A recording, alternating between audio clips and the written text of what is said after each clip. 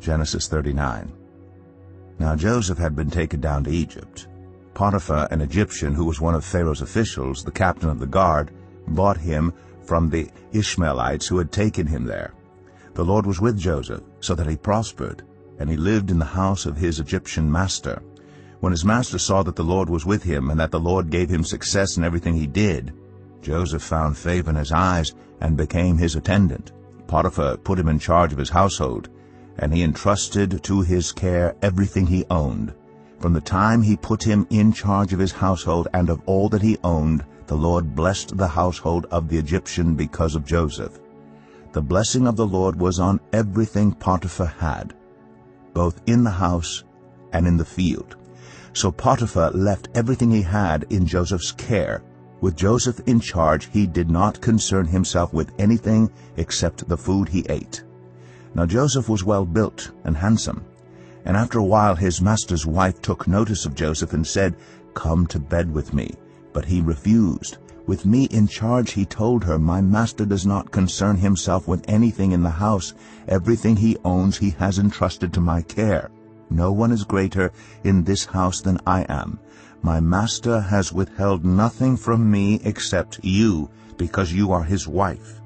How then could I do such a wicked thing and sin against God?" And though she spoke to Joseph day after day, he refused to go to bed with her or even be with her. One day he went into the house to attend to his duties, and none of the household servants was inside.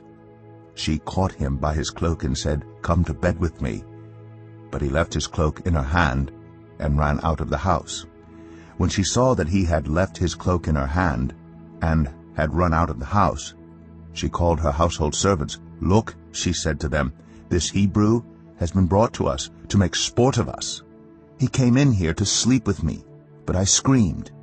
When he heard me scream for help, he left his cloak beside me and ran out of the house." She kept his cloak beside her until his master came home. Then she told him this story: "That Hebrew slave you brought us came to me to make sport of me, but as soon as I screamed for help, he left his cloak beside me and ran out of the house." When his master heard the story his wife told him, saying, "This is how your slave treated me," he burned with anger. Joseph's master took him and put him in prison, the place where the king's prisoners were confined. But while Joseph was there in the prison, the Lord was with him. He showed him kindness and granted him favor in the eyes of the prison warden. So the warden put Joseph in charge of all those held in the prison, and he was made responsible for all that was done there. The warden paid no attention to anything under Joseph's care, because the Lord was with Joseph and gave him success in whatever he did. Genesis 40. Sometime later, the cupbearer and the baker of the king of Egypt offended their master, the king of Egypt. Pharaoh was angry with his two officials, the chief cupbearer and the chief baker, and put them in custody in the house of the captain of the guard, in the same prison where Joseph was confined. The captain of the guard assigned them to Joseph, and he attended them. After they had been in custody for some time, each of the two men, the cupbearer and the baker of the king of Egypt, who were being held in prison, had a dream the same night, and each dream had a meaning of its own. When Joseph came to them the next morning, he saw that they were dejected. So he asked Pharaoh's officials who were in custody with him in his master's house, "Why do you look so sad today?" "We both had dreams," they answered, "but there is no one to interpret them." Then Joseph said to them, "Do not interpretations belong to God? Tell me your dreams." So the chief cupbearer told Joseph his dream. He said to him, "In my dream I saw a vine in front of me, and on the vine were 3 branches. As soon as it budded, it blossomed, and its clusters ripened into grapes. Pharaoh's cup was in my hand, and I took the grapes, squeezed them into Pharaoh's cup, and put the cup in his hand." "This is what it means," Joseph said to him. "The 3 branches are 3 days. Within 3 days Pharaoh will lift up your head and restore you to your position, and you will put Pharaoh's cup in his hand, just as you used to do when you were his cupbearer. But when all goes well with you, remember me and show me kindness. Mention me to Pharaoh and get me out of this prison. I was forcibly carried off from the land of the Hebrews, and even here I have done nothing to deserve being put in a dungeon." When the chief baker saw that Joseph had given a favorable interpretation, he said to Joseph, "I too had a dream. On my head were 3 baskets of bread. In the top basket were all kinds of baked goods for Pharaoh, but the birds were eating them out of the basket on my head." "This is what it means," Joseph said. "The 3 baskets are 3 days. Within 3 days Pharaoh will lift off your head and impale your body on a pole, and the birds will eat away your flesh." Now the 3rd day was Pharaoh's birthday, and he gave a feast for all his officials. He lifted up the heads of the chief cupbearer and the chief baker in the presence of his officials. He restored the chief cupbearer to his position, so that he once again put the cup into Pharaoh's hand. But he impaled the chief baker, just as Joseph had said to them in his interpretation. The chief cupbearer, however, did not remember Joseph. He forgot him. Psalm 44, for the director of music, of the sons of Korah, a maskil. We have heard it with our ears, O God.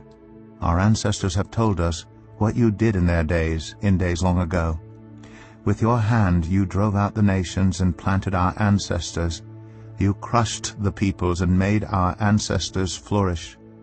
It was not by their sword that they won the land, nor did their arm bring them victory.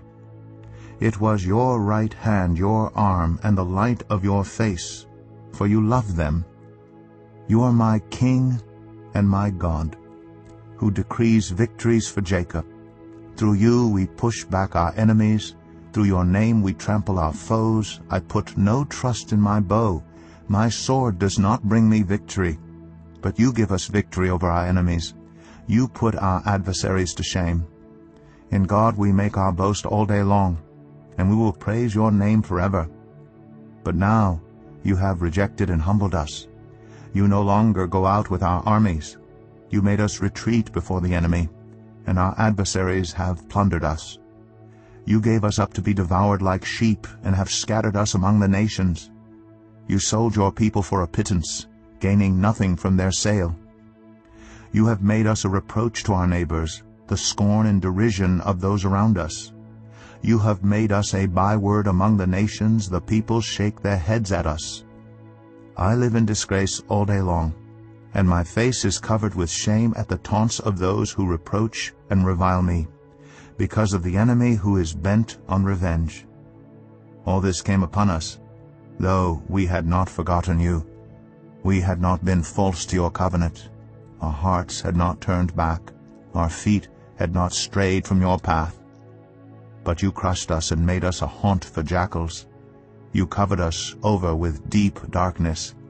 If we had forgotten the name of our God, or spread out our hands to a foreign god, would not God have discovered it, since he knows the secrets of the heart? Yet for your sake we face death all day long. We are considered as sheep to be slaughtered. Awake, Lord. Why do you sleep? Rouse yourself. Do not reject us forever. Why do you hide your face and forget our misery and oppression? We are brought down to the dust. Our bodies cling to the ground. Rise up and help us. Rescue us because of your unfailing love. Matthew 26. When Jesus had finished saying all these things, he said to his disciples, "As you know, the Passover is 2 days away, and the Son of Man will be handed over to be crucified." Then the chief priests and the elders of the people assembled in the palace of the high priest, whose name was Caiaphas, and they schemed to arrest Jesus secretly and kill him. "But not during the festival," they said, "or there may be a riot among the people." While Jesus was in Bethany in the home of Simon the leper, a woman came to him with an alabaster jar of very expensive perfume, which she poured on his head as he was reclining at the table. When the disciples saw this, they were indignant. "Why this waste?" they asked. "This perfume could have been sold at a high price, and the money given to the poor." Aware of this, Jesus said to them, "Why are you bothering this woman? She has done a beautiful thing to me. The poor you will always have with you, but you will not always have me. When she poured this perfume on my body, she did it to prepare me for burial. Truly I tell you, wherever this gospel is preached throughout the world, what she has done will also be told in memory of her." Then one of the 12, the one called Judas Iscariot, went to the chief priests and asked, "What are you willing to give me if I deliver him over to you?" So they counted out for him 30 pieces of silver. From then on, Judas watched for an opportunity to hand him over. On the first day of the festival of unleavened bread, the disciples came to Jesus and asked, "Where do you want us to make preparations for you to eat the Passover?" He replied, "Go into the city to a certain man and tell him, 'The teacher says, my appointed time is near. I am going to celebrate the Passover with my disciples at your house.'"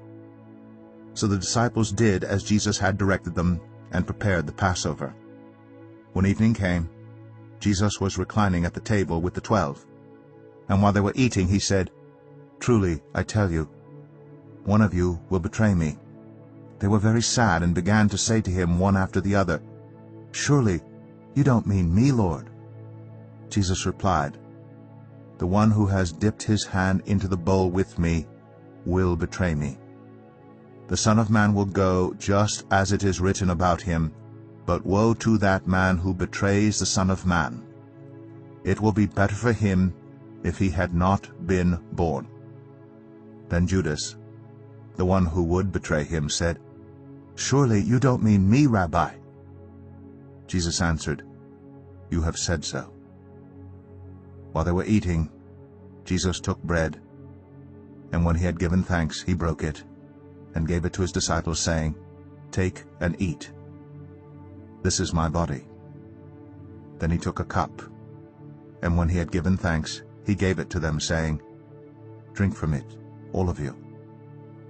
This is my blood of the covenant, which is poured out for many for the forgiveness of sins. I tell you, I will not drink from this fruit of the vine from now on until that day when I drink it anew with you in my Father's kingdom." When they had sung a hymn, they went out to the Mount of Olives. Then Jesus told them, "This very night you will all fall away on account of me, for it is written, I will strike the shepherd, and the sheep of the flock will be scattered. But after I have risen, I will go ahead of you into Galilee."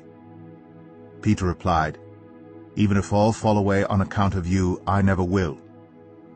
"Truly I tell you," Jesus answered, "this very night before the rooster crows, you will disown me 3 times. But Peter declared, "Even if I have to die with you, I will never disown you." And all the other disciples said the same. Then Jesus went with his disciples to a place called Gethsemane, and he said to them, "Sit here while I go over there and pray." He took Peter and the 2 sons of Zebedee along with him, and he began to be sorrowful and troubled. Then he said to them, "My soul is overwhelmed with sorrow to the point of death. Stay here and keep watch with me." Going a little farther, he fell with his face to the ground and prayed, "My Father, if it is possible, may this cup be taken from me. Yet not as I will, but as you will." Then he returned to his disciples and found them sleeping. "Couldn't you men keep watch with me for 1 hour?" he asked Peter. "Watch and pray so that you will not fall into temptation. The spirit is willing, but the flesh is weak." He went away a second time and prayed, "My Father, if it is not possible for this cup to be taken away unless I drink it, may your will be done." When he came back, he again found them sleeping because their eyes were heavy. So he left them and went away once more and prayed the 3rd time, saying the same thing. Then he returned to the disciples and said to them, "Are you still sleeping and resting? Look, the hour has come, and the Son of Man is delivered into the hands of sinners. Rise, let us go. Here comes my betrayer." While he was still speaking, Judas, one of the 12, arrived. With him was a large crowd armed with swords and clubs sent from the chief priests and the elders of the people. Now the betrayer had arranged a signal with them. "The one I kiss is the man. Arrest him." Going at once to Jesus, Judas said, "Greetings, Rabbi," then kissed him. Jesus replied, "Do what you came for, friend." Then the men stepped forward, seized Jesus, and arrested him. With that, one of Jesus' companions reached for his sword, drew it out, and struck the servant of the high priest, cutting off his ear. "Put your sword back in its place," Jesus said to him, "for all who draw the sword will die by the sword. Do you think I cannot call on my Father, and he will at once put at my disposal more than 12 legions of angels? But how then would the scriptures be fulfilled that say, 'It must happen in this way'?" In that hour Jesus said to the crowd, "Am I leading a rebellion, that you've come out with swords and clubs to capture me? Every day I sat in the temple courts teaching, and you did not arrest me. But this has all taken place that the writings of the prophets might be fulfilled." Then all the disciples deserted him and fled. Those who had arrested Jesus took him to Caiaphas, the high priest, where the teachers of the law and the elders had assembled. But Peter followed him at a distance, right up to the courtyard of the high priest. He entered and sat down with the guards to see the outcome. The chief priests and the whole Sanhedrin were looking for false evidence against Jesus so that they could put him to death, but they did not find any, though many false witnesses came forward. Finally 2 came forward and declared, "This fellow said, 'I am able to destroy the temple of God and rebuild it in 3 days.'" Then the high priest stood up and said to Jesus, "Are you not going to answer? What is this testimony that these men are bringing against you?" But Jesus remained silent. The high priest said to him, "I charge you under oath by the living God, tell us if you are the Messiah, the Son of God."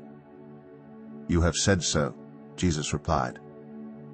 "But I say to all of you, from now on you will see the Son of Man sitting at the right hand of the Mighty One and coming on the clouds of heaven." Then the high priest tore his clothes and said, "He has spoken blasphemy. Why do we need any more witnesses? Look, now you have heard the blasphemy. What do you think?" "He is worthy of death," they answered. Then they spit in his face and struck him with their fists. Others slapped him and said, "Prophesy to us, Messiah. Who hit you?" Now Peter was sitting out in the courtyard, and a servant girl came to him. "You also were with Jesus of Galilee," she said. But he denied it before them all. "I don't know what you're talking about," he said. Then he went out to the gateway, where another servant girl saw him and said to the people there, "This fellow was with Jesus of Nazareth." He denied it again with an oath, "I don't know the man." After a little while, those standing there went up to Peter and said, "Surely you are one of them. Your accent gives you away." Then he began to call down curses and swore to them, "I don't know the man." Immediately a rooster crowed. Then Peter remembered the word Jesus had spoken, "Before the rooster crows, you will disown me 3 times." And he went outside and wept bitterly.